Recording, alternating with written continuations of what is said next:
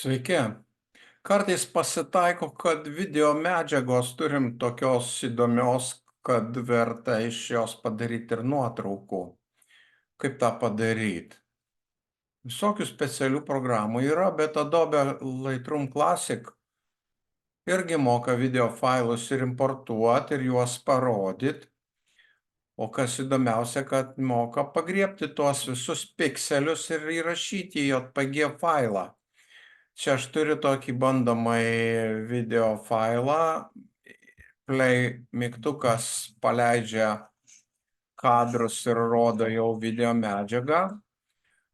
Šitam įraše čia, ką taupo kadrus, tai jūs nematysit sklandžiai to video failo, bet jūsų kompiuterio ekrane tai viskas čia veikia taip, kaip nufilmuota. Ir kai sustabdot, jau išsirenkat puikų kadrą, jūsų filmavimo medžiaga, aišku, bus kažkokia tai įdomesnė, ar tai šokiai, ar tai sportas, gal fejerverkai, ar miesto gyvenimas. Patikusį kadrą sustabdom ir paspaudžiam į stačiakampį, capture frame.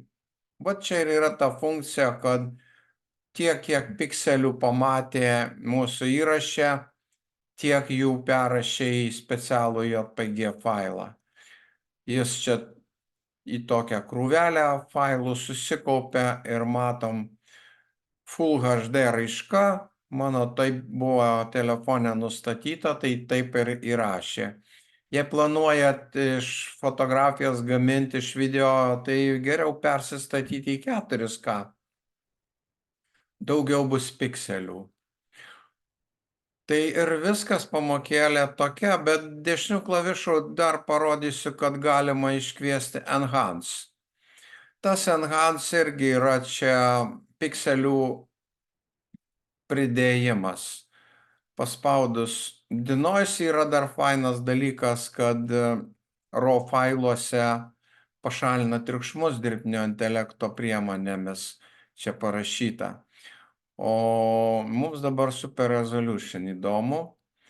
Tai nuo kompiuterio galingumo priklauso, per kiek laiko tai įvyksta. Mano toks vidutinis kompiuteris, tai minutės reikia šitam darbui. Tai pasikartokim, kol čia atliks, ką čia sužinojom. Kad importuojam iš kortelės viską ir tame tarpe video failus, o susiradę video failą,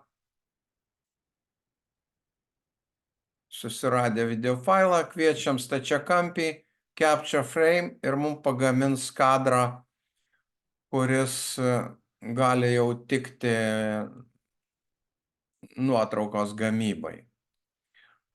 Tai štai ir sukūrė tą DNG, jį jau pasirinkus, dar čia man reikia surasti, va čia turbūt tas DNG, jau matom, kad yra 4K raiška.